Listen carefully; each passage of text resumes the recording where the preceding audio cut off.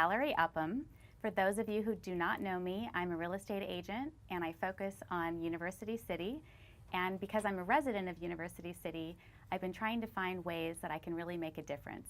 And I've been making an impact in the schools and also in the athletics programs. So today, another thing that I've been trying to do is, by doing this Facebook Live show, I want to focus on our community as a whole and highlight the community leaders, people who are making a difference. And today I have two of those members. I have Mark Salata, who is a UC resident, and today Mark's going to be talking about road safety, specifically along Governor Drive. And personally, I have children who I worry about as they cross Genesee and Governor every day on the way to and from school or to tennis practice or whatever it may be. I'm often worried about my son as he crosses that road. And I know a lot of other parents are very concerned about that as well. So Mark's going to be talking about his efforts and other people in the community who are trying to make an impact for our safety and for pedestrians and for other drivers as well. And then I have Perry. Perry Peters is the president of UC Del Sol. And I just met Perry recently, and I'm really excited about what he is trying to do to make a difference in our community through softball. And so welcome, both of you. Thank you for coming and joining us on the show today. Thank you for having us. Yeah. The one thing I want to ask you, so how long have you been coaching? I've been coaching at UC Del Sol, the girls softball league in University City, for about 3 years now. I've been sort of in and out of coaching for many years, but with girls softball, 3 years right now. Okay. Well, I know it takes a lot to be the president and to run an organization. How many people are on your board? We have 15 people on the board, and I'm a new president. I took over for, we had a very good president who had to step down, and so I've been fairly new to this position, but we have a very strong board.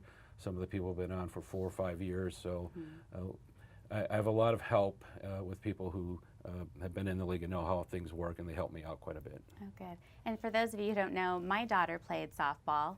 I remember a good friend of mine told me about the softball team starting up when my daughter was in 2nd grade, and it had already been after all of the tryouts, and I went and I was able to get her on a team, and it went from there. I mean, it was amazing, the experience that she had with UC Del Sol and the friends that she made. And I will tell you, and I'm sure a lot of other girls and parents experience this as a family, is that when my daughter transitioned from elementary school to middle school, she was so much more comfortable, because it's a scary feat, right, starting middle school and seeing a lot of unfamiliar faces. Well, she was fortunate because she knew so many girls from not only her elementary school, but also from Spreckles Elementary School as well. And so it made her transition so much easier. And we're friends with a lot of those families still today. So why did you decide to be president of the league? How did you get roped into that? Well, most of it was out of need. We did need someone who would take on that role. Prior to that, I was the public relations director. And, in many ways, the president, that's one of his or her functions is a PR director. I mean, you're always sort of out there trying to promote the league and help grow the league and make sure our girls are getting the best equipment we can get and the best coaching. And, we want the girls to have fun, and we want them to enjoy it. And part of what you had mentioned, there's such a great social confidence you get by playing softball. Absolutely. And when you are matriculating to, say, Stanley Middle School from Curie or Doyle or Spreckles, you immediately have a social network in place. And so there's so many benefits of softball. And then that continues on into high school, those relationships. It does. And, Stanley has more than just those 3 schools feeding into it. So, 6th grade can be kind of a scary time. So it really does seem to help when you have this, like I said, social network in place. Are your girls playing? You have two daughters? I have a daughter, Ingrid, in 5th grade, and Alex in 3rd grade, and they're in 10U and 8U respectively, and they love playing softball. And when did your 5th grader start? Well, they both started at the same time 3 years ago. Okay, so 2nd grade. 2nd and kindergarten, I guess, yes. Okay, and the reason I asked that is because when my daughter started in 2nd grade, I didn't know that there were younger teams. And so that was my first introduction to the league. And so you have girls that are starting at what age? Well, it's one of the most commonly asked questions we have when we do some of the events in the community is, when do you guys start? And nobody asks that of Little League. You can start at 5 or 6 in T-ball in Little League. Well, you can start at 5 and 6 in girls softball as well. We have 6U division, which is 5 and 6-year-olds, and an occasional 4-year-old even. So girls softball starts at the same time boys baseball does. Okay, and I've seen some girls play on Little League. So I was at the Little League when they did the team announcements the other day, like a couple weeks ago, and there were some girls that are starting in the Little League. So our goal is then to let people know about UC Del Sol, that you can start at 5 years old. And is it similar to is it T-ball then at that age? It is T-ball. Okay. For the most part, it's putting the ball in the tee, but sometimes halfway through the year we'll do what's called coach pitch, where the coach will just soft toss the ball so they get the idea of hitting a moving target. But it is absolutely no different than what the boys are playing, and so I would respectfully request that girls who are considering softball come by and take a look at UC Del Sol. Okay, and so this Saturday is a big event for you. What's happening? Do you want to tell me about it? Yeah, this is our opening day. So every season we have one day of the year that is basically like any baseball game that you might go to, a Padre game, where you have opening day. But this year is different. This year you have a special guest, right? Well, we have a lot going on. We have a kid zone. We have a jumping station that is being sponsored by Valerie, and we thank you very much for that. Certainly. We have some cookie design where, that's kind of neat nowadays. They have these pens that are food coloring, and you can draw on a cookie and eat it. And we have the Stanley Band that's going to be there, and we have a special guest. The famous San Diego Chicken will make an appearance. How did you get him to show up? Well, there's a story behind this. I'd like to think that it was, some connections that I had, but I've always been a huge fan of the San Diego Chicken. I grew up in Milwaukee, and even then, he was such a popular person in the 70s and 80s that most people my age, baseball fans, certainly know who the Chicken is. And I was... Do you know? Are you familiar with the Chicken? Yes, okay. Yes, I am. we talked about this just briefly beforehand. Okay. But anyway,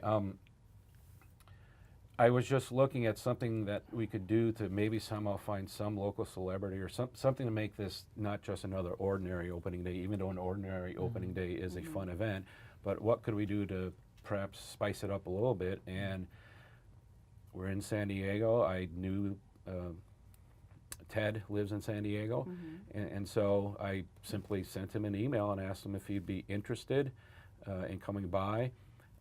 I told him I don't think there's much we could pay you, maybe a small percentage of receipts. A stipend. A stipend. And Cookie. he emailed me back and basically said, not only will I do it, but I'll of course do it for free. And in my interactions with him, he's just a wonderful person, very professional, very polite, and I may be the most excited person to see him on Saturday, but Are you going to go just so you can see him? I'll have to check out the time and go. Yeah. Is he going to be there all day or at a certain time? He's going to be there approximately from 11 to 12:15 or so. Okay. He's going to throw out the first pitch for our 12:15 game. Okay. He's going to arrive a little bit earlier. With opening day, we announce all the teams. They all have a banner that they make. So we have a parade where they go around the bases and pictures are taken, and then we have a banner contest. And so he's going to interact with those festivities. Okay. And then he's going to be available for fans who want to just meet him, to get a picture taken with him, a selfie. He's, just, my interaction with him I couldn't be more happy about getting really to know cool. him. Which fields are this going to be at? They're the fields right behind Stanley Middle School, which is Stanley Major. If you go down Radcliffe and you go right past the middle school, you'll see the fields. There's a huge field on the right, and we have 2 diamonds there. So Major. behind the tennis courts. And Kind of. It's Right. right behind Yeah. the school. There's a big Right. parking lot there. Right, right. Yeah. And Nice. did your daughter ever play softball? no, she has not. She loves baseball, but she's actually into volleyball quite a Okay. lot right now. Okay. Well, you should So. have her go check it out. Yes, definitely. Yes. Yeah, it should be a fun event. We've got a lot of other things going on and planned. Um, the idea is we really want our girls to feel perhaps special, that, this is a sport, and all the leagues do something on opening day. And so it's sort of, a thank you to the girls, but we're also trying to get the word out to some of those 4 and 5 and 6-year-olds who are looking at a sport and seeing how softball might be that sport. Yeah. We find that we have pretty good retention from 6U, 8U, and 10U. So if the girl, the sport sells itself. Yeah. Oh, it's a great experience for them. It just is, getting some people to come by and see it. And we think once you start watching it and the fun that the girls have, they're cheering, they're in uniforms, it's a fun game. And we're going to have an open house. So I'm sponsoring the open house, which will technically be a jumpy house for the kids. So you'll see open house signs, and I had to tie it into real estate somehow. I believe it's going to look like a castle with the theme of your home is your castle or something like that. Yeah, yeah. So, And so my understanding is that your goal is to grow the UC Del Sol League as a whole. And so what are your biggest challenges to do that? well, we think that by doing some of the things we're doing, that is going to help. We know it doesn't happen overnight. We basically have a 3-year plan to try to get to certain numbers in the league. A somewhat bigger league is good on a number of reasons. So right now, how many teams do you have? Well, we have 7 teams, Okay. and we'd like to get to maybe 10 to 12. Okay. It just makes it easier for both scheduling and more intra-league competition. But we have in University City area a lot of competition with other sports. Because I think you were telling me there are double that amount of teams in Claremont, as an example. But there's a lot of students. You don't have to live in University City to be on the UC Del Sol team. It's different than baseball, so it's not territorial based on where you reside. So you can live in Claremont, for example, and still be on the UC Del Sol team, correct? Yes, and we have, I know one of the girls, their parents live out in Tierra Canyon, so people can go pretty much anywhere to play. It is, our competition though isn't really the other leagues so much as it's the other possible sports that girls could play, or you were saying video games. sitting on. I always say our biggest competition is sitting on a couch watching a video game. But we have a very I love the fact that our community in University City is very international, and we have industry here, the biotech industry, UCSD, that draws people from around the world, and they bring their sports here. And so you go over to Stanley Park on a Saturday, you will see people playing lacrosse, people playing rugby, people playing, of course, soccer. I've seen Irish hurling played. There's a cricket match going on every week. Isn't that crazy? I was just going to say, I went to check our fields on Saturday because it had rained, and I wanted to make sure they were okay for the games. And on our field was a cricket match. Yes. Yeah. And I actually videotaped it because I was just sort of it proved to me that the field was playable. Yes. Yeah. But so we're competing against. I can assure you, in 1975, when I played Little League, I was not. Cricket was not an option. Yeah. I was thinking about stopping by and actually asking them if I could join them. Oh, really? Have you ever played? No, I have Okay. not. I understand it's very slow. Yes. They Slow game. asked me if I wanted to play. Oh, great. So I'm sure if you want to play. Let's go over there. I'm busy on Saturday. I'm from Iowa, so I had never Yeah. been exposed to cricket until I was walking along Governor Drive, and I saw the men playing. I think it's a men's team that's I typically think so. there. Yeah, and I'm still trying to understand the game. Yeah, it's like baseball, but it's not. That's the best way I can explain it, because I don't quite understand it either, and I feel like I understand most sports, but I don't. I've yet to So we won't be understand getting a cricket lesson today. I'm sorry, folks. Yeah. Oh, by the way, if you are watching this and you have any comments or questions, please feel free to comment, and I will see your questions here. So looking forward to any comments or questions you might have. So, was there anything else you wanted to add, Perry? You want people to know? Anything I didn't ask you about? The one thing that I did just want to add is that our league, UC Del Sol, and all the leagues that are in the San Diego area are part of USA Softball. Okay. And this is the same governing body as the U.S. Olympic team. So we are a part of the South San Diego district, which is part of the Southern California district, which is part of the Western United States district. Okay. It is a very structured, very organized league, regimented in terms of, coaches are background checked. We have training for the coaches, not just to deal with injuries, but with mental issues. Depression is becoming a growing issue with kids, and so there's a strong effort within USA Softball to make sure that we're doing the best we can to tackle all of these issues. But what I like to tell the kids is that you are technically part of an Olympic program, and so. That's a great message. Not necessarily true of other sports. Softball is an Olympic sport in 2020, and if it continues to be so, one of our girls might one day be an Olympic athlete. Is that brand new, the softball to the Olympics? It I seems to don't know. go in and out. Okay. Actually, it seems like it sounds familiar. I may have seen them play in the past. Is that right? They have, and even if it's not in the Olympics, there still are a number of international tournaments. It is growing. I've seen, France has a team. Okay. Other European countries have teams. So it is growing as a sport. And what was, I thought, interesting, two of our teams last summer in All-Stars went to the state tournament, and that's played up in Lancaster. Yes. And a speech is given there by the Southern California leaders of USA Softball. Half of the current Olympic team is from Southern California. That's so impressive. It is, this is the hotbed of where girls, if they want to and are good enough and ambitious, there's a path for them to be an Olympic athlete. I think that's pretty awesome. When my niece Cassidy was in 5th grade, and at the time I lived in San Diego and my family's back in Iowa, she flew out here and she did some sort of a week-long camp at UCLA. And so they're really big into softball there too. I remember that experience. The coach of UCLA spoke to a coaching meeting I went to last in November. A few of us board members went up to it.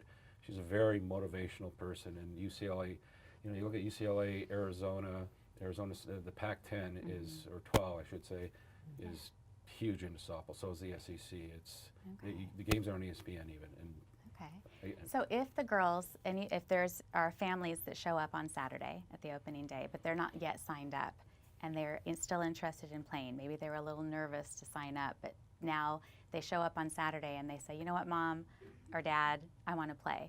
Is there still room on any of the teams? We do have room. We can try to work things out. We many times have late add-ons throughout the season. I'd like to remind people we also have fall ball, so there's always that chance to start then. Okay. The great thing about being in San Diego is we can play softball year-round, and there's never really a time that you can't get in. Okay. And when does the season end? So it begins, so for next year, if they're not ready this year, but they want to prepare for next year, what are the important dates that they need to know? Like maybe not specifically, like is it January or Christmas, or when do they need to start looking for Spring signs? ball, which is what we're in now, is January to end of April. Okay. Summer All-Stars, which you have tryouts for with your spring ball teams, runs from May to late June, maybe early July, and you play tournaments on the weekends. Then you have a little bit of a break, and then fall ball starts up in August and goes through November. Okay. So it's year-round.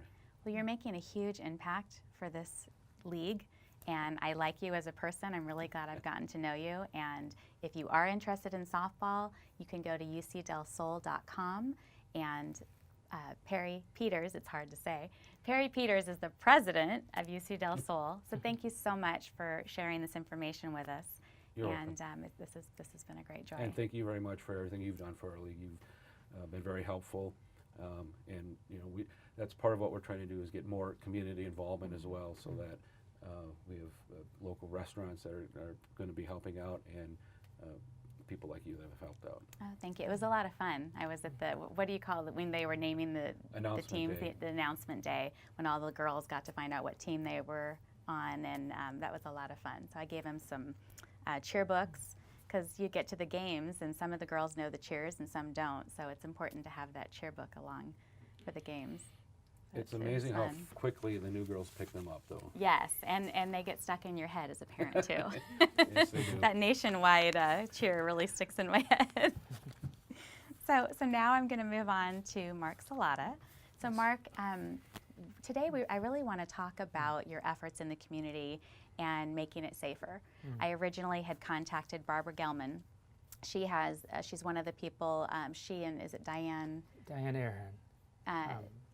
Heading up the Neighborhood Watch? Yes, the Neighborhood Watch program. So I had contacted Barbara and I said, Barbara, again, I'm worried about my son crossing the intersection of Governor and Genesee. I'm trying to figure out maybe if there's something I can do. And she suggested I contact you. So that's how we initially got to talking. And so what are your efforts that you're working on in UC? Well, I mean, just as a resident of UC and going through the experience of walking my daughter to school, to Spreckles, and then having her go to Stanley, there are many times with just crossing the street which there was clear hazards. Governor Drive itself is not unlike a secondary highway at times, with its very wide lanes and 2 lanes on both sides, and people just trying to rush off to work and not necessarily paying attention to pedestrians. I don't see many cyclists on the road, and I can understand why, just because of how the traffic how the traffic goes through. And so I took it upon myself just to learn a little bit more about what other people thought about Governor Drive, and so I actually reached out on Nextdoor, and when some events would happen, basically nearly getting hit by a car just walking the street because the person's not looking while they're turning, or they're in a rush. Others actually put in their own intersections that they wanted to talk about, where they had what we would call a near hit. I don't like to call it a near miss. It's a near hit. It's a near hit. That's a better way to put it. With parents having their baby in their stroller crossing the street, trying to get across those 4 lanes, and cars also trying to turn at the same time and ignoring.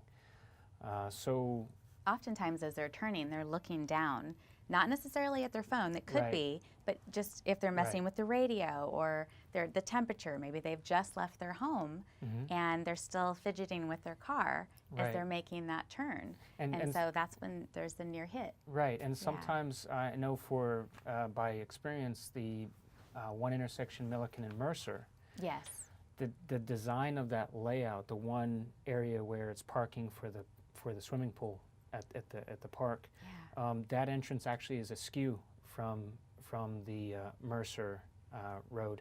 So just because it's askew by a few feet, the turning left from Mercer going east on Governor, the driver is actually blinded by the corner of their car.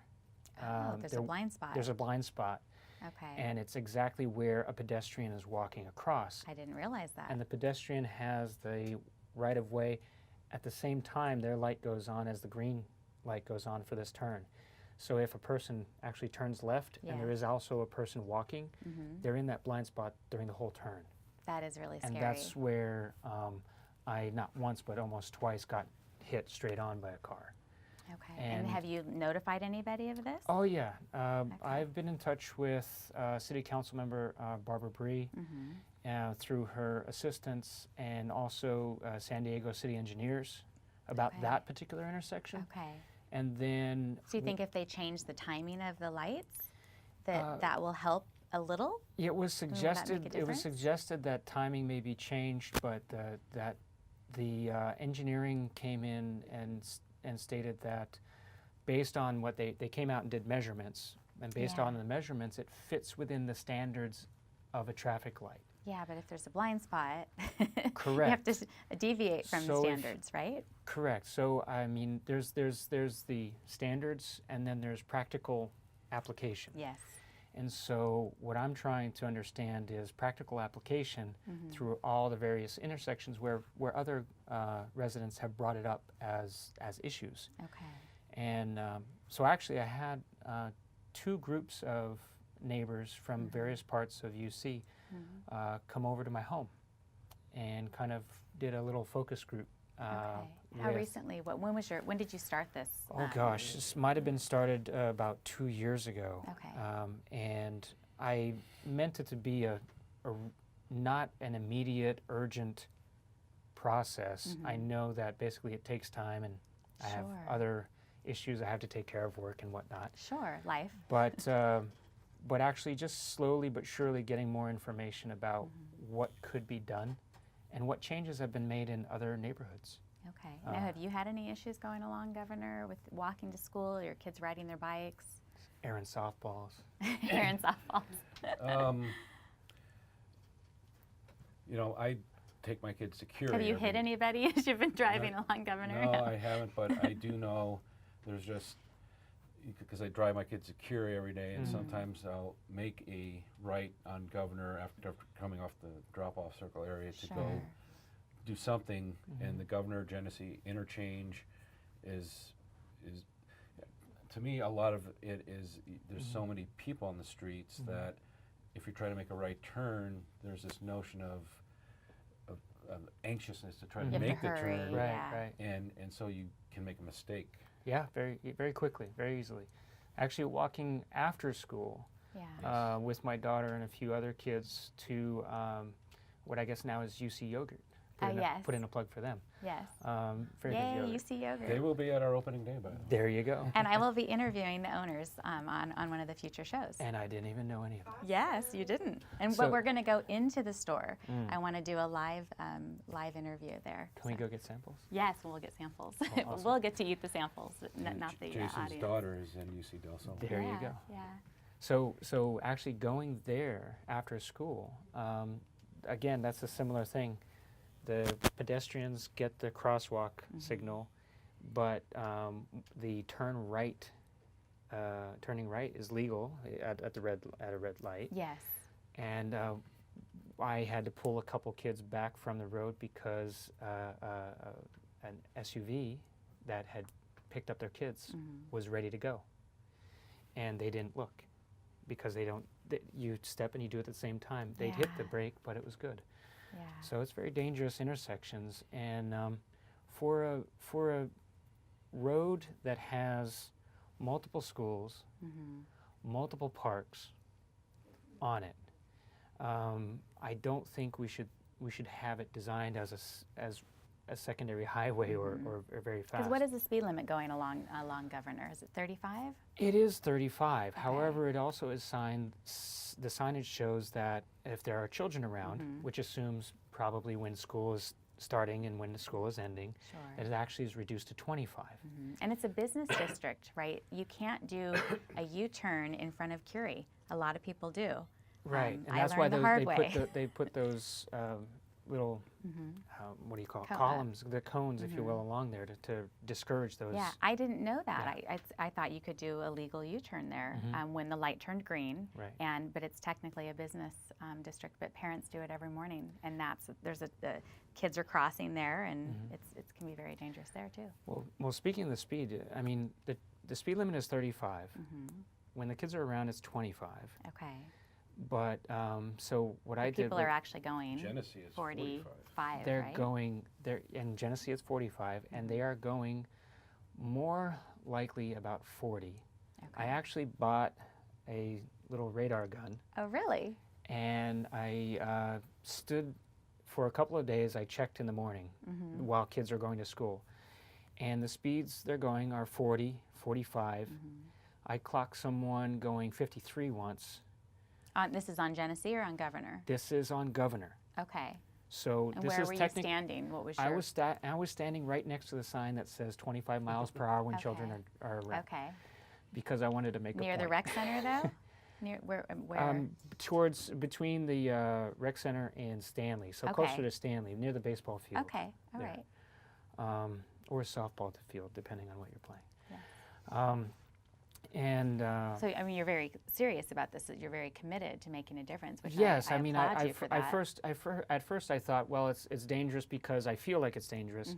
But then I actually wanted to collect some data. I wanted to understand it by the numbers, Sure. and so that's why I actually wanted to collect the speeds that people are going. I wanted to be able to say, not that they're just going fast, Right. but how fast are they going?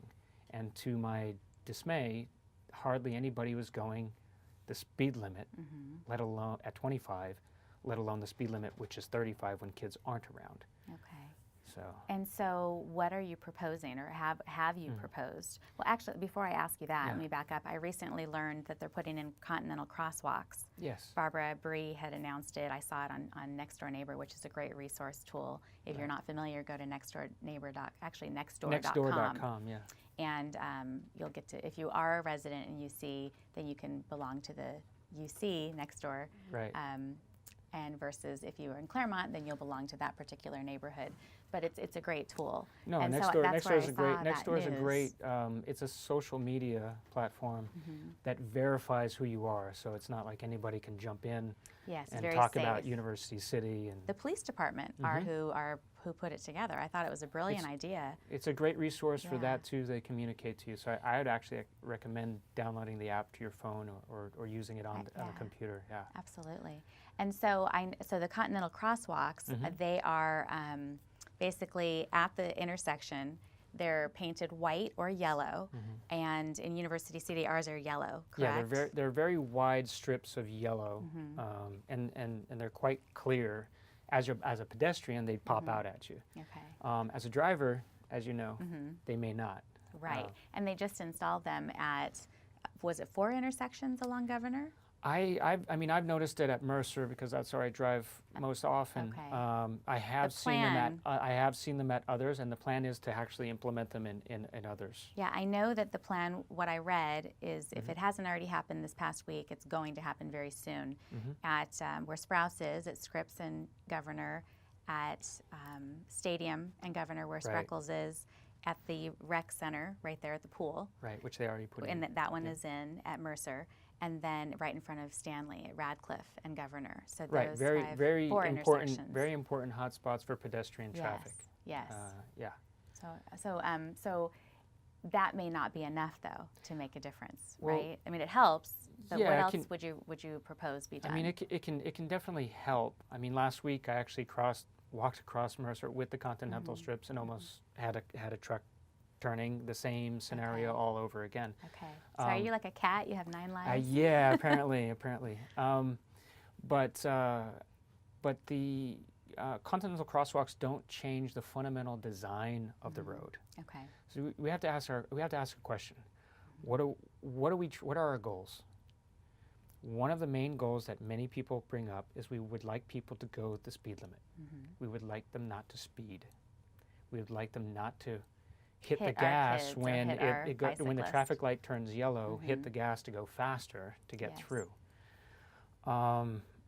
We all still want to have the mobility, but we don't like it to be above the speed limit that's posted. So what things can actually change that? Even if they're going the speed limit, they can almost have a near hit. Yeah, so, absolutely. So what are you proposing that we change or be changed? Well, in the focus groups I had at my home, we listed various things that could be changed. We put continental stripes for the pedestrian crosswalk, maybe putting flashing lights to kind of remind people. Yes. Maybe put on the eastern side of Governor, there's a indicator that tells you, hey, you're going fast. This is how fast you're going. Slow down. There is one on the east side of Genesee. There is one that tells you the speed. There is. But and it somewhat works. It definitely reminds me. I check my speedometer to make sure it is working well. And then there's, like for example, there were changes at Regents. People were turning. There's a no turn on red. Yes. When a pedestrian presses the button, it'll light up the no turn on red. However, the thing is that when there's some weaknesses about that because I've seen people turn on the red even with that signal on. Okay. And there's other people proposing, well, we should have police just ticket people. And that I'd is rather a see our short police term. doing, I'd rather have them somewhere else. I'd rather them doing something else than trying to slow down people based on a poor design of a road. So are you What about recommending? Traffic circles, that is actually one of the lists of things that the focus groups that I had at my home came up with. Okay. That's a very good They have point. those in Bird Rock, right? Yes, they actually have them in Bird Rock. In fact, the area where they have them in Bird Rock was very much like Governor, where you have 4 lanes, 2 lanes on both sides, very wide. And they were in front, they're in front of a business area corridor, Sure. if you will. Yes. And they And actually— Bird Rock is in La Jolla, if you're not familiar. But Yeah, it's almost impossible to get above 25 miles an hour in that section. Exactly, but I've gone through, have you gone through that? Yeah. I've gone through that, and it's actually a nice leisurely drive. And the interesting thing about roundabouts, or as you're calling it, traffic circle, there are distinctions between the two, but the roundabouts that they put in slow down the traffic, but the thing is, the traffic is still moving. So when they actually have the data, the city has the data for how many cars go through there per day, before they changed it and actually after they changed it and put in those several roundabouts. The same amount goes through there every day, even though now they're down to 1 lane on both sides. They've increased the parking. The businesses, I'm sure, love that. They've gone down to 1 lane and to roundabouts as opposed to traffic lights. They've decreased the parking or increased? They increased the parking. Oh, really? That's okay. Yeah, because now you've taken away that extra lane. Sure. Now you can, and they actually turn some of the parking into it as opposed to Okay. just parking on the curb. Yeah, that makes sense. So if they were to do that along Governor Drive, how many roundabouts do you think would be necessary to slow people down? And would you also have Right. the roundabout on the east side of Genesee in your suggestion? Well, in actually, again, going back to the focus groups, and the reason why I mentioned that is because it's what I'm encouraging is everyone. I want to get as many people in the neighborhood to consult about it, and then figure out what we want, not Okay. what I want. Okay. I see benefits for roundabouts for certain reasons, and I'll tell you them in a minute. But to answer your question, there are particular intersections where roundabouts completely make sense. I've gone to the point of actually taking an image of the roundabouts in Bird Rock from Google, captured them. I've captured the intersections along Governor, and they fit. Okay. You can actually fit roundabouts in many of the intersections. Okay. Now the question is, which ones will optimize slowing down or calming down the traffic, still allowing the traffic to move, Yeah. and therefore making the road more of a neighborhood road as opposed to a pass-through or a highway. Well, kind of that'll increase area. property values because it'll feel more like a neighborhood, and it'll be safer for our kids, and the kids Right. can, ride their bikes up and down the street. Right. That would be a really nice environment for them to have. Right. So I Yeah. think having them on a couple intersections would be great, and who decides that? It will be decided between the community and city engineering, trying to get the real numbers and figure out which is best. And so how far out do you think that will be before that's even possible? If people do we vote on it? I mean, how does that decision get made? Well, at UCPG, the University City Planning Group, they have a subcommittee that's actually working on the new community plan. Okay. I'm an alternate on that subcommittee, and part of that work is coming up with the community plan is infrastructure. Okay. And I'm going to make it a point to actually bring up Governor Drive as, well, what do you see the future of Governor Drive is?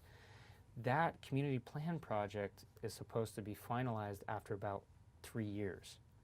Now, Okay. in the meantime— 3 years from now? 3 years from now. Okay. Now, in the meantime, what I would like to do is to keep pushing forward, regardless of the community plan, Yeah. with the help of other community members, Okay. to figure out and move it along in through city council and city planning, Okay. to see what we can get done during those 3 years. Okay. And as far as roundabouts are concerned, a couple of reasons to do it.